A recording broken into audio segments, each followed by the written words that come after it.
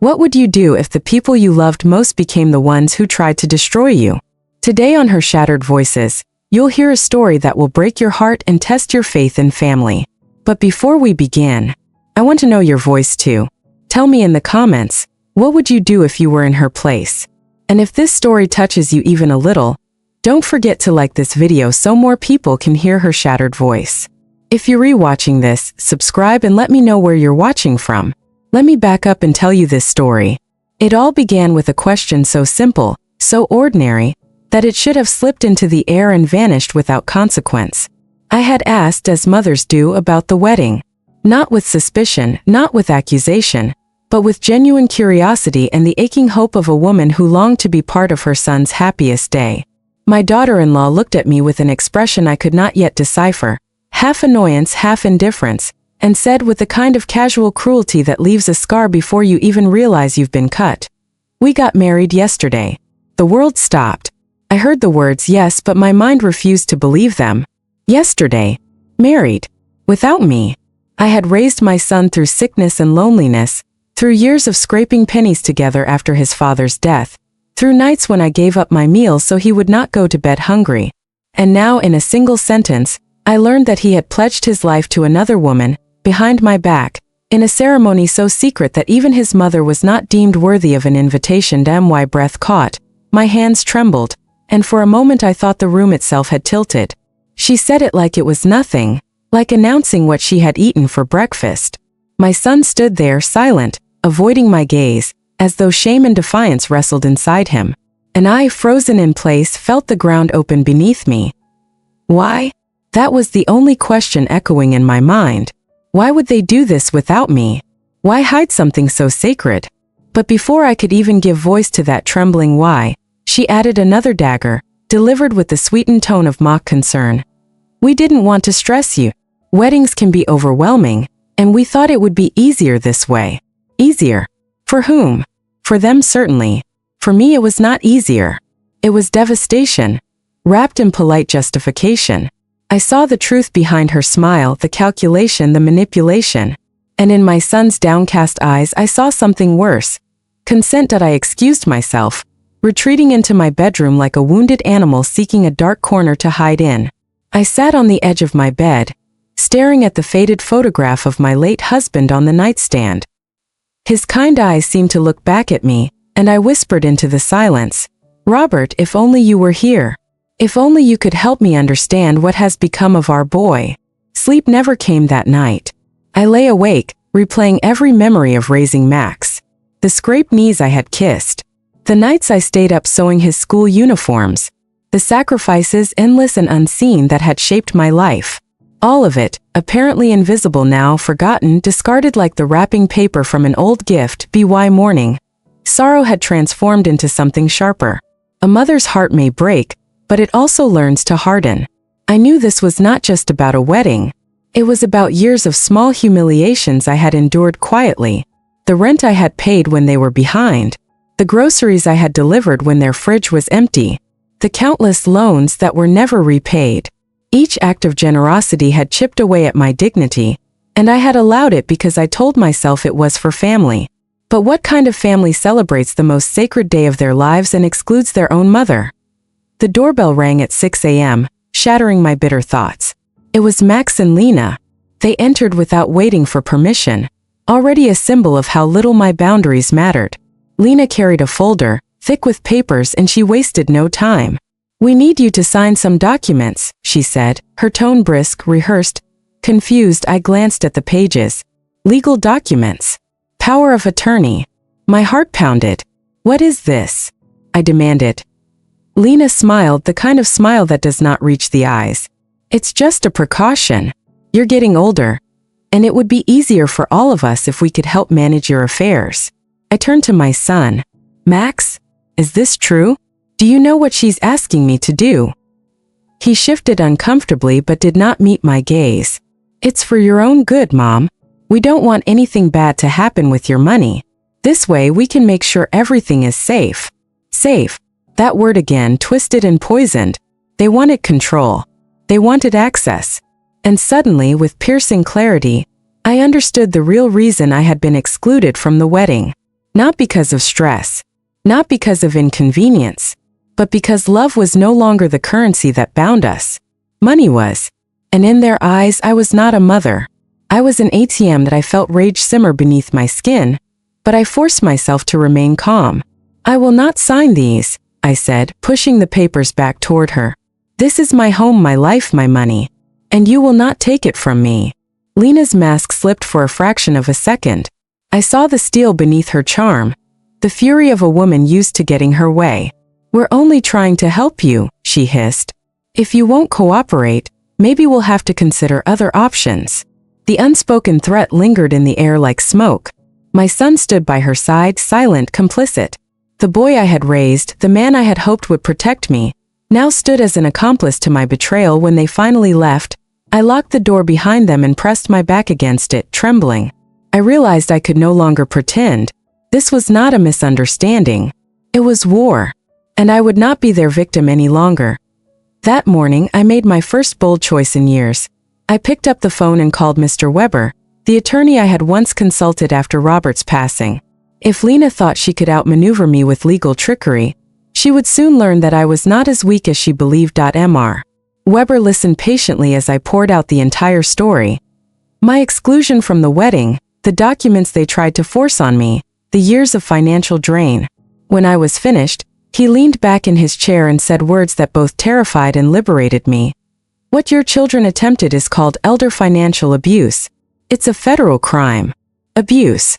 That word burned in my chest. I had not wanted to see it that way. Abuse was something that happened to other people, not to a mother by her own child. And yet, the truth was undeniable. My trust had been weaponized. My love had been exploited. Mr. Weber laid out a plan. Change the locks. Install security cameras. Open a new bank account. Document every transaction, every request, every humiliation.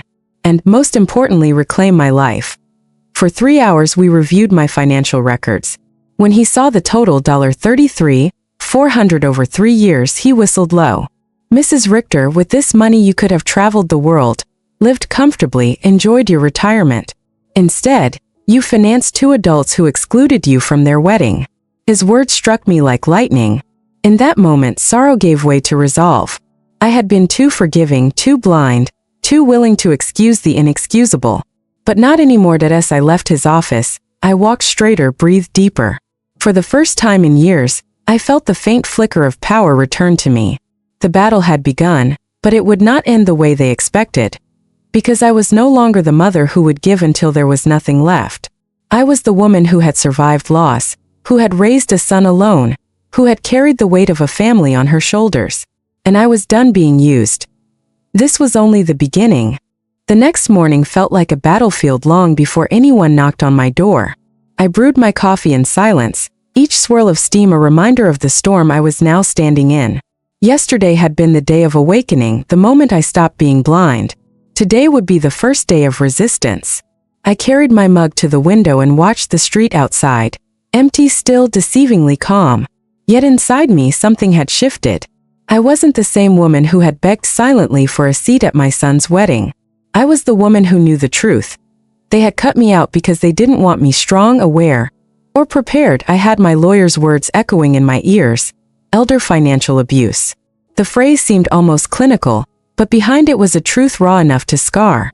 My son and his wife were predators and I was their prey. My first instinct had been grief.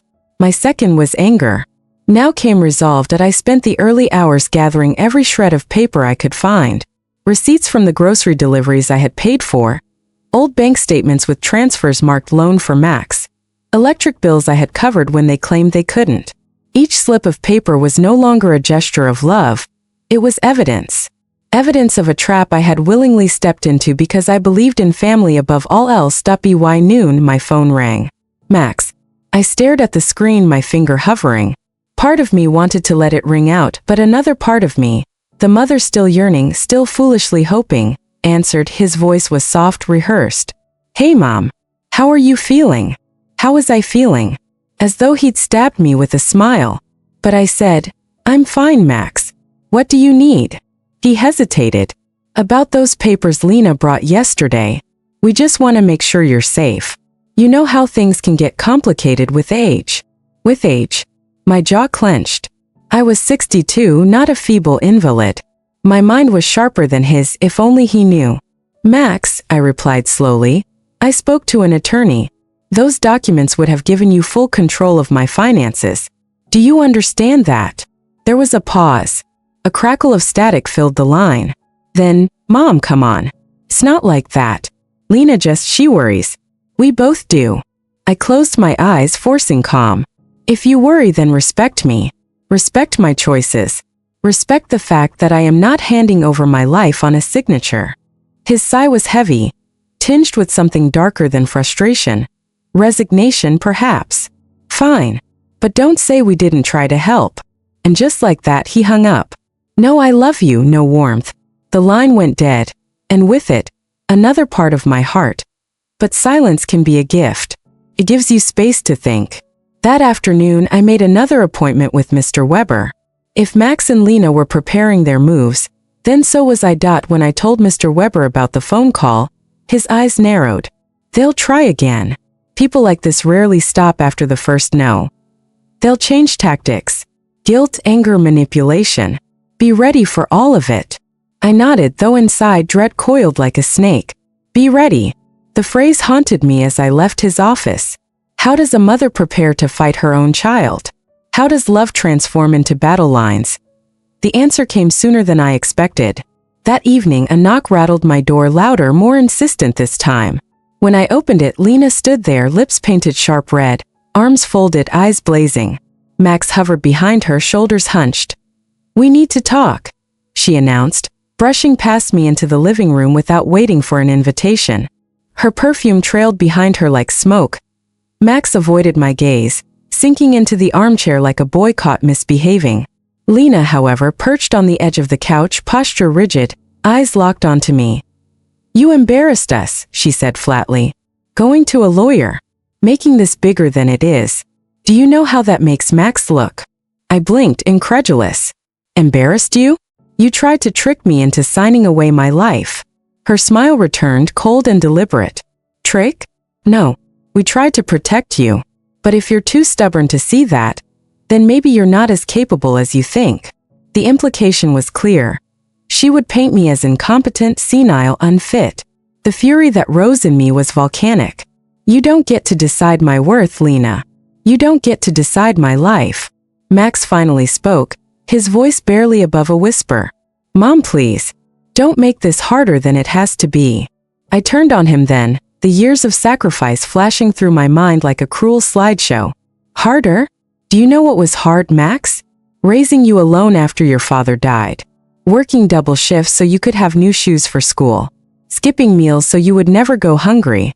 And this is what you give me? You cut me out of your wedding, and now you want to strip me of everything I own. His face twisted, shame flickering, but Lena reached out and squeezed his hand, anchoring him back to her side. I saw it in that moment. He was hers now, bound not by love but by fear, by manipulation. She was the puppeteer, and my son the puppet that I drew myself taller, steadier. Get out of my house. Both of you. If you ever bring me papers like that again, I'll call the police. For the first time, Lena's smile faltered. A crack in her armor. She stood abruptly, tugging Max to his feet. This isn't over, she spat and stormed out. When the door slammed shut behind them, I collapsed onto the couch, my body trembling. It wasn't just a threat, it was a promise. The war was truly beginning, and as I sat there in the quiet aftermath, I whispered to myself, you wanted to erase me from your wedding, but you will not erase me from my own life. That night, I slept with my documents locked in a drawer, a baseball bat beside my bed, and the chilling certainty that the battle lines were drawn. This was no longer about hurt feelings or forgotten invitations. This was survival. The morning after Lena's threat, I awoke with a pit in my stomach, as though someone had filled me with stones while I slept. The sun peeked through the curtains, but instead of warming me, it felt like a spotlight, relentless, exposing. I shuffled to the kitchen, every creak of the floorboards reminding me that I lived alone now, that the silence was not peaceful but heavy with anticipation. A war had been declared, and my own child had chosen the opposing side. I made myself a pot of tea, my hands trembling as I poured. My reflection in the kettle startled me. Lined, pale eyes hollowed from restless nights. Yet in that same reflection I saw something else. A spark. A glimmer of someone who had endured storms far worse than a manipulative daughter-in-law. I whispered to the reflection, "You are not done." Not yet. The phone rang and my heart jolted. Caller ID. Unknown. I hesitated, then answered. "Mrs. Harper?" The voice was crisp, official. "This is Officer Daniels. We've received a welfare report concerning you. Mind if we ask a few questions?" My throat went dry. Welfare report. Already Lena had moved her pieces. I invited him in, my mind racing. Within minutes, Officer Daniels was standing in my living room, clipboard in hand, eyes scanning me like a doctor inspecting a wound. "We received concerns that you may be struggling to handle your affairs," he said gently, though his tone carried the weight of suspicion. "Your son and daughter-in-law are worried about you." I laughed, bitter and sharp. Worried? They tried to get me to sign over everything I own. When I refused, suddenly I'm incompetent. Daniels scribbled something down, then looked at me with practiced neutrality. "Do you have proof of these claims?" "Proof? Yes." I darted to my desk and retrieved the folder I'd prepared. The receipts, the notes from Mr. Weber, even the copy of the documents Lena had shoved in front of me. I spread them across the coffee table like a general laying out battle plans. Daniels leaned over, eyes narrowing. He nodded slowly. "This paints a different picture than what I was told." He packed up his things. "For now you're fine. But be prepared, they may try again." As he left, relief washed over me, but only for a moment. They were escalating. They were trying to frame me as unfit to have the law on their side. And if I hadn't prepared, if I hadn't trusted my instincts, they might have succeeded that evening. I called Mr. Weber. His voice was calm but firm. "You need witnesses, Margaret. People who can testify to your competence, your independence. Friends, neighbors, anyone who has seen you manage your life." I thought of Mrs. Lopez next door, who had watched me tend to my garden every morning without fail. Of the grocer down the street who always teased me for my sharp memory. I even thought of Pastor Green, who had once told me I had the strongest will of anyone in the congregation. These people knew me, not as a frail woman, but as someone still standing tall. So I reached out. Mrs. Lopez came over with a plate of cookies, and when I told her everything, she clutched my hand with surprising strength. "Mija, they don't know who they're dealing with. I've seen you fix your roof, drive yourself to appointments, and run circles around women half your age. If they want to call you incompetent, they'll have to go through me." Her words steadied me. For the first time, I felt the faint stirrings of an army forming around me. But Max, oh Max. That night, I received a text from him. Just 4 words. "Why are you doing this?" I stared at the screen until tears blurred my vision. Why was I doing this? He still couldn't see. He didn't understand that this wasn't about me turning on him. This was about me refusing to let him, and the woman who controlled him, turn on me. I typed back, "Because I have to, Max. Because I can't let you destroy me." I deleted it before sending. Instead, I powered off my phone. The days blurred into weeks. Paperwork piled up. Meetings with Mr. Weber became my new routine. Each time he warned me, "They'll push harder. Be ready." And then came the letter. A thick envelope delivered by certified mail, stamped with the seal of the county court. Inside, a petition. Lena and Max had filed for guardianship over me, claiming I was unable to manage my own affairs. My hands shook as I read the words, bile rising in my throat. Guardianship. Legal control. If they won, I would lose everything: my home, my savings, my freedom. I would be a prisoner in my own life. I called Mr. Weber immediately, my voice cracking. "They're trying to take me to court." His reply was steady, unwavering. "Then we fight. And we fight hard." That night, I sat in the living room surrounded by my documents, my allies' phone numbers scribbled on slips of paper, the petition lying like a snake among them. I thought of the wedding I'd been excluded from, the lies, the humiliation, the threats. And now the ultimate betrayal. My own child declaring me incapable of being myself.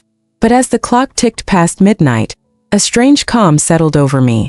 They had underestimated me. They thought they could wear me down with fear. But they had awakened something else entirely. Not weakness. Not despair. Warrior. I whispered into the quiet, as though to the ghosts of every sacrifice I had made. You will not erase me. Not now. Not ever. And with that vow, I prepared for the fight of my life. The morning light poured into my bedroom like a hesitant visitor, filtering through the curtains in soft golden beams. I sat on the edge of my bed, staring at the floor for a long moment, trying to gather the courage I knew I would need. My life had been turned upside down in a matter of weeks, and I had finally begun to see everything for what it was. My son, my flesh and blood, had turned against me, and the woman he called his wife had sharpened him like a knife against me. There was no going back. Not anymore. That I stood, wrapped my shawl tightly around my shoulders and whispered to myself, Renata, you are not the woman you were 3 years ago. You will not let them strip you bare again. Today you fight. Mr. Weber had called me to his office the previous evening, his calm but firm voice giving me both reassurance and dread. Mrs. Richter, he had said, leaning over his polished desk with a look of grave determination, this case will not be easy. Max and Lena are desperate, and desperate people can be unpredictable. They will try to twist reality until even you begin to doubt yourself. But this time you have something powerful on your side: proof. Bank statements, receipts, documentation of every so-called gift, and witnesses who saw what they did. You also have something even stronger than that: your will to stand tall. I had nodded slowly, the words sinking into my bones like medicine that burns before it heals. I'm ready, I replied, and for the first time, I had meant it. He slid the thick file across to me. Each page was heavy with history, with sacrifices I had made, with tears that had dried on the edges of my pillow, with sleepless nights worrying if Max and Lena had rent, food, or enough to pay their bills. $33,400 over 3 years. When I saw the figure written clearly on the final page, I had felt both nauseous and furious. That money could have given me peace, I thought. That money could have taken me on trips, restored the roof of the house, bought me medicine without hesitation. Instead, it financed 2 ungrateful adults who couldn't even find it in their hearts to invite me to their wedding. And now they wanted more. They wanted everything. That evening when I returned home, Eleanor had stopped by. She was carrying a pot of warm soup in her hands and wore the kind of concerned expression only genuine people could manage. You must be exhausted, she said softly, setting the pot down on my kitchen counter. That I smiled weakly, lowering myself into a chair. Yes, but I'm not afraid anymore. Not the way I used to be. She sat opposite me, her eyes kind but steady. Renata, tomorrow when you walk into that courtroom, remember this: you are not only defending your finances, you are defending your dignity. People can smell truth when it's spoken sincerely. And truth, no matter how much the other side twists, always finds its way through. Her words lingered with me long into the night, echoing as I prepared myself for what was coming. The very next day, another blow came. A thick envelope was shoved into my mailbox, an official-looking notice. My hands trembled as I ripped it open. My son and daughter-in-law had filed a petition claiming that I was mentally unstable and therefore incapable of managing my own affairs. They wanted legal guardianship over me. My own child wanted to strip me of my independence, declare me unfit, and take control of everything my husband and I had worked for. For a long moment I stood in my kitchen, the papers dangling from my hands. My knees threatened to give way. The walls seemed to close in on me. But then instinctively I reached for my phone and dialed Mr. Weber. He answered on the second ring. Don't panic, he said before I could even speak. This is their last desperate play. But I assure you, courts don't just take away rights because children cry wolf. We'll prove this for what it is: manipulation. I exhaled sharply, clutching the phone tighter. They're trying to erase me, I whispered. No, he said firmly. They're trying to erase your freedom. And I won't allow it. That night, as I drew my curtains closed, I saw Max's car parked across the street. He was sitting inside, staring toward my house. His silhouette was unmistakable, the shape of his shoulders I had known since the day I first held him as a newborn. But there was nothing familiar in the look he threw my way when the streetlight caught his face. His eyes burned with something sharp, something alien. Hatred, or perhaps worse, entitlement. That I pulled the curtain shut. This ends now, I told myself. No more fear. The morning of the hearing arrived with a chill in the air. I dressed deliberately, choosing a dark dress and a gray shawl that reminded me of my late husband's steady calm. When I looked in the mirror, I saw lines of age carved deeply into my face, but I also saw strength. Not weakness, not fragility. Strength that had been forged from decades of survival. The courthouse was an intimidating building, tall and cold, with marble floors that echoed every step. My heart hammered in my chest as I walked down the corridor, Mr. Weber by my side, his briefcase swinging like a soldier's weapon. When I entered the courtroom, they were already there. Max and Lena. My son's posture was cocky, his jaw tight, his eyes brimming with an almost mocking confidence. Lena sat beside him, her face painted with an artificial sweetness that had fooled so many before me. She turned slightly, offered me a polite but venomous smile, and I felt my stomach turn. No more, Lena.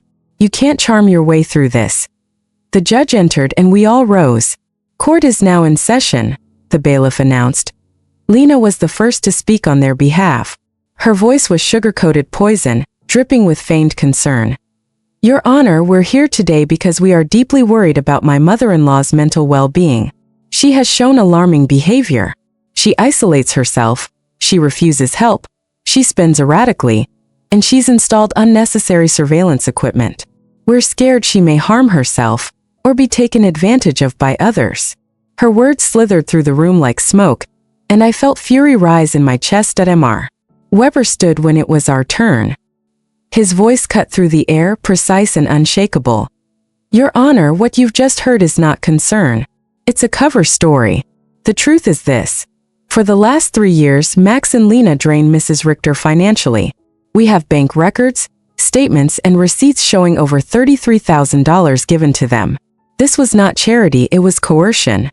And when she finally stood up for herself and said enough, they retaliated with accusations of incompetence. This is a textbook case of elder financial abuse. He placed the heavy file on the judge's desk with a firm hand. The sound echoed in the silent room. The judge looked over the paperwork briefly, then lifted his gaze to me. Mrs. Richter, do you wish to make a statement? My legs shook as I stood, but my voice when it came was clear. Yes, Your Honor. I raised my son alone after my husband died. I worked, I struggled, I gave up everything so he could have a future. When Max married Lena, I thought my family had grown. Instead, I became their personal bank. Every time they needed something, rent, bills, food, it was me they came to. And I gave. I gave until there was nothing left for me. And when I finally said no, when I asked for just a little respect in return, they did not come with love. They came with threats. I turned and looked directly at Max. My son wants this court to believe I am unstable. But the truth is simple. I am just a mother who finally said no. The courtroom went still. For a moment, the only sound was my own breathing. Max suddenly stood, his voice sharp. Mom, stop lying. You promised us. You said you would always be there for us. You said the money was for our future. I held his gaze steadily, refusing to flinch. No, Max. A mother's love is not a contract. I gave because I believed in you. But love isn't measured in dollars, and respect isn't earned by draining someone dry. You didn't want a mother, you wanted an ATM. And I'm done being one.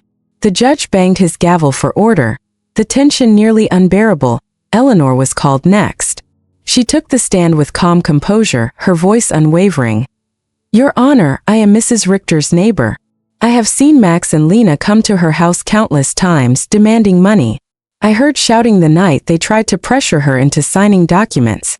And I've seen the toll it's taken on her health. This woman is not unstable. She's finally standing up against abuse.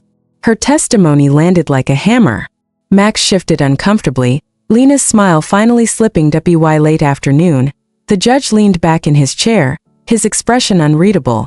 I will not issue a final ruling today, he said firmly. But until the next hearing, Mrs. Richter's rights remain fully intact.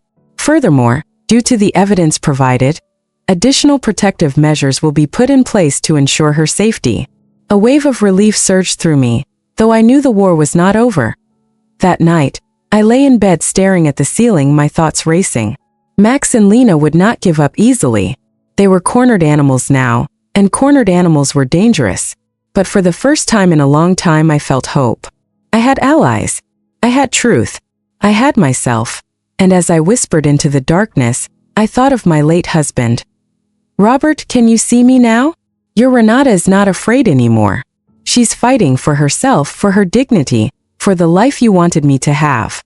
The days after the first court hearing felt strangely quiet, as though the world itself was holding its breath, waiting for the next storm to break. For the first time in months, I was able to walk into my kitchen without feeling the weight of dread pressing against my chest.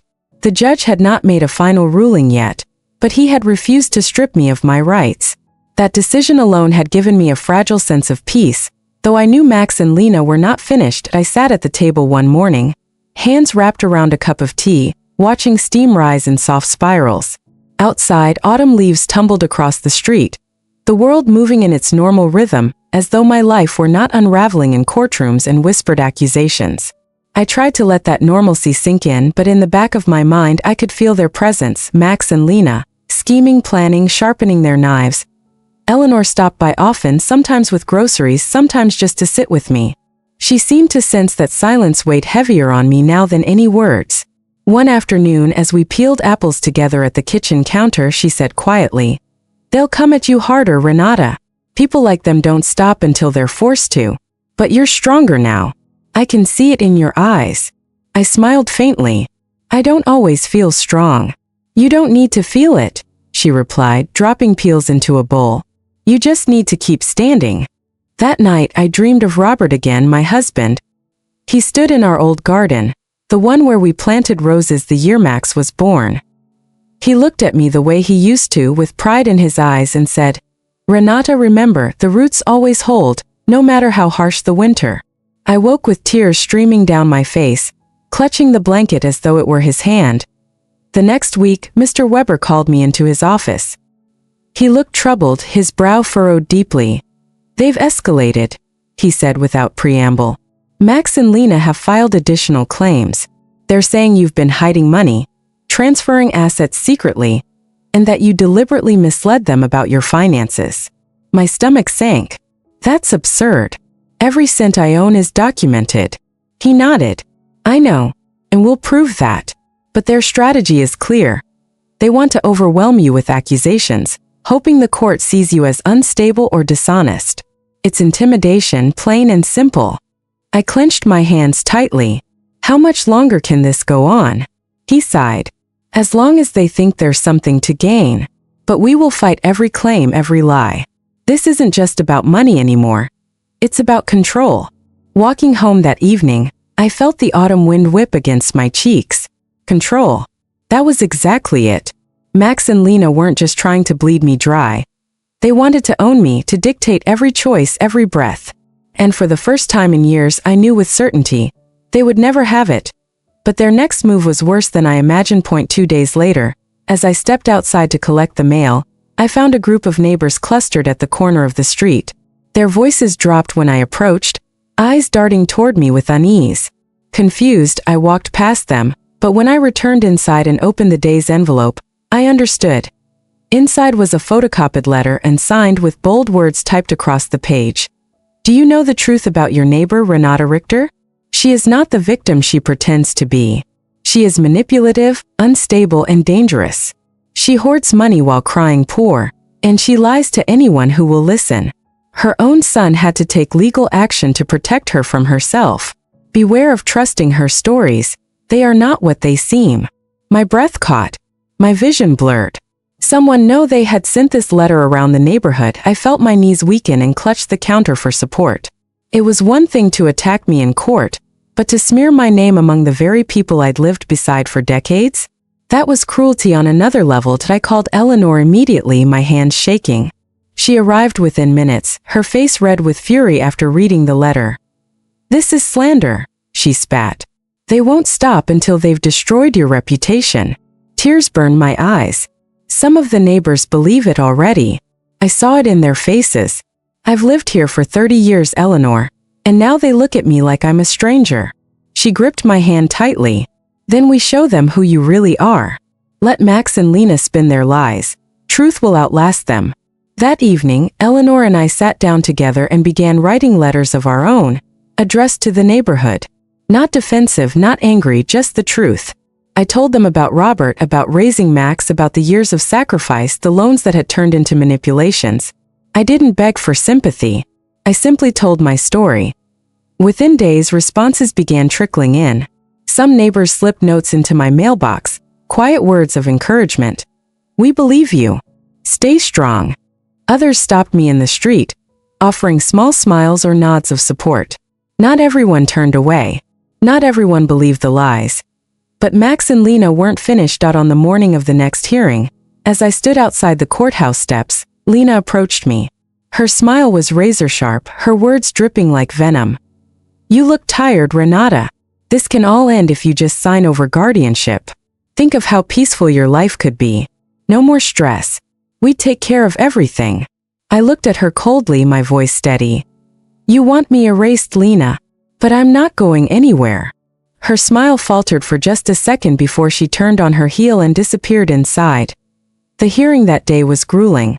Max's lawyer painted a picture of me as a bitter old woman clinging to control, unable to accept that her son was just trying to help. He used my own generosity against me, claiming that the years of financial support were evidence of my instability.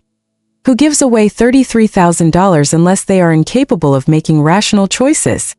He argued that I felt the room tilt around me, fury simmering just beneath my skin. But when Mr. Weber rose, his rebuttal was fierce. Generosity is not incompetence. Love is not instability. What we have here is a mother who gave, and a son who took advantage. And when she finally drew a boundary, they retaliated. That is not care, it is abuse. The judge listened quietly, his eyes flicking between us. No decision came that day either, but as I left the courtroom, I caught a glimpse of something in his expression. Doubt. He was beginning to see through them. That evening, as I sat with Eleanor, exhaustion weighing heavy on me, she placed a gentle hand over mine. "They're unraveling, Renata. You've pushed them into a corner. It may not feel like victory yet, but cracks are forming." I nodded, though deep down, I knew something darker still waited. Max's pride had been wounded in that courtroom. And Lena was like a snake cornered. They would strike again, harder than ever. And I wasn't wrong. 2 weeks later, I returned home from the market to find my front door ajar. Panic surged through me as I rushed inside. My living room had been torn apart. Drawers pulled open, papers scattered, personal belongings overturned. My safe, where I kept Robert's watch and our marriage certificate, was emptied. I froze, my heart pounding in my throat. And then I saw it, scrawled on the wall in black marker. "This isn't over." I stumbled backward, hands trembling, the world spinning around me. They had crossed another line. One I hadn't even imagined they would dare. I called the police, my voice shaking as I explained. They filed a report, promised to investigate, but I could see it in their eyes. Family disputes rarely drew serious attention. That night, I sat alone in the dark, Robert's missing watch heavy in my memory. My son had broken into my home. My son had violated the one place I thought was safe. But even through the fear, one truth burned brighter than ever. I would not surrender. Not now, not ever. The war was far from over. The final battle was still coming. And this time I would be ready. The night after the break-in stretched endlessly, every creak of the house pulling me from the edge of sleep. I sat in my armchair with the lamp burning low, clutching a blanket around my shoulders as though it could protect me from the shadows pressing against the walls. My home no longer felt like a sanctuary. It felt violated, poisoned by the hand of my own son. I had always believed that family was unshakable, a bond stronger than circumstance, stronger than greed.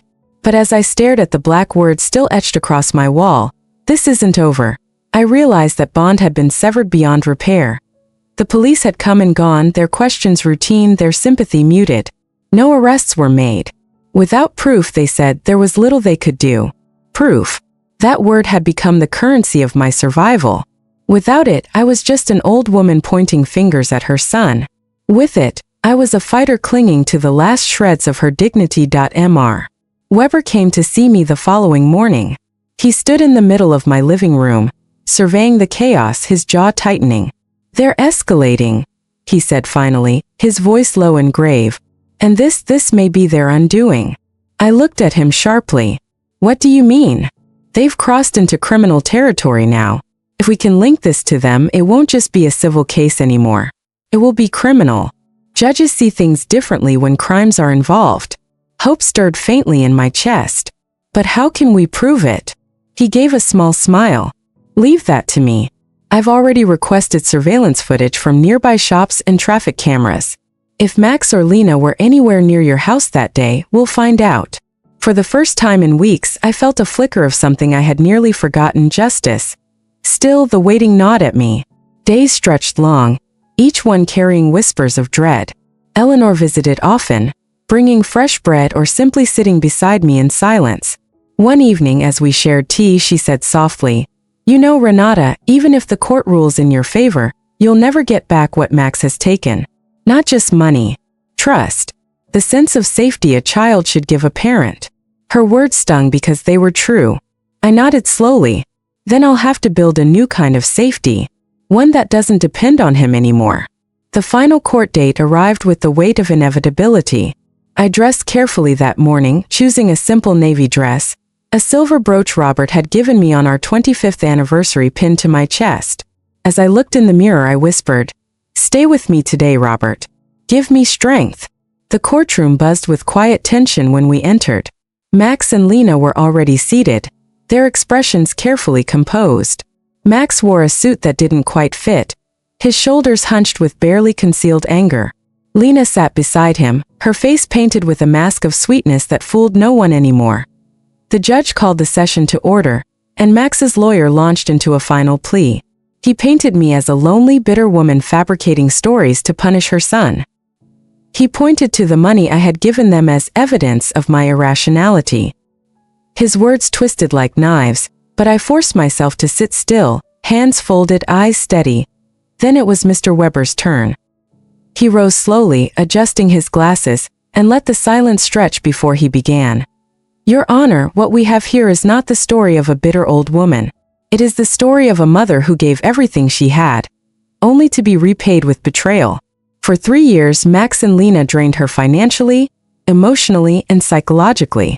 We have the records, the statements, the witnesses. But more importantly, we now have evidence of their escalation." He gestured toward the clerk, who handed the judge a folder. Surveillance footage obtained from the night of the break-in shows Max Richter's vehicle parked 2 blocks from his mother's home. At 8:47 p.m., he is seen exiting the car and walking in the direction of her street.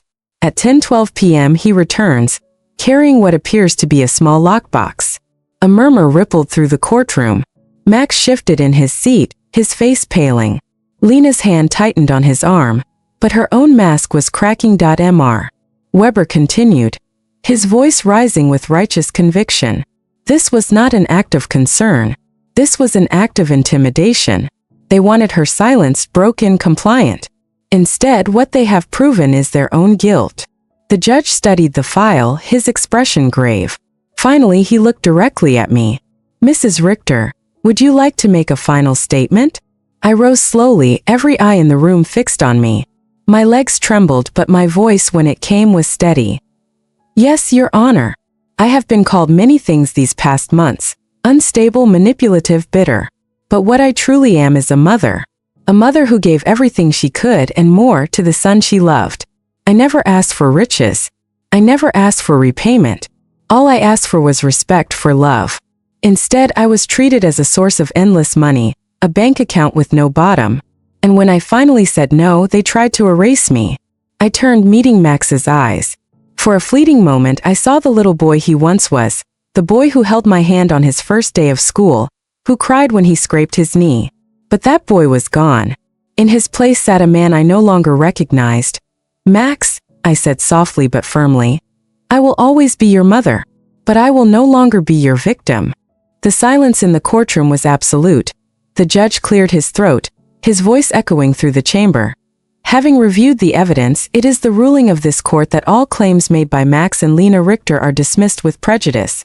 Furthermore, due to the evidence of intimidation and potential criminal activity, this case will be referred to the District Attorney's Office for investigation. Mrs. Richter retains full rights to her estate and affairs. Additionally, a restraining order will be issued, preventing Max and Lena Richter from contacting or approaching her." The gavel struck. It was over. For a moment I couldn't move. The words seemed suspended in the air, too heavy to fully grasp. Then slowly I sat back down, tears welling in my eyes. Eleanor squeezed my hand tightly, her face shining with pride. Max shot to his feet, his voice rising in desperation. "This isn't fair. She's lying. The bailiff stepped forward, silencing him. Lena tugged at his arm, her own face pale and stricken. Together they were ushered out of the courtroom, their protests echoing uselessly down the hall. That I remained seated, breathing deeply, the weight of years lifting from my shoulders. I was free. That evening, back in my quiet home, I lit a candle on the windowsill. The words of the judge still echoed in my mind, but so did something else, the image of Robert in my dreams standing in the garden, telling me the roots always hold. I walked into the living room, where the wall still bore the faint traces of their threat. Slowly, deliberately, I took a bucket of paint and a brush. With each stroke, I covered the black letters, erasing them from my walls, from my life. When the last mark was gone, I stepped back and whispered, "This is over." Eleanor stopped by later with a bottle of wine, and we sat together at the kitchen table, laughing softly, letting the relief sink in. "You did it, Renata," she said, raising her glass. "No," I replied, smiling through my tears. "We did it." As night fell, I stood by the window, gazing out at the quiet street. For the first time in years, I wasn't afraid. I wasn't waiting for the next demand, the next knock at the door, the next betrayal. I was simply me again. Renate Richter. A woman who had been tested, broken but not defeated. And as I whispered into the darkness, I knew Robert would hear me. I survived, my love. And I am finally free.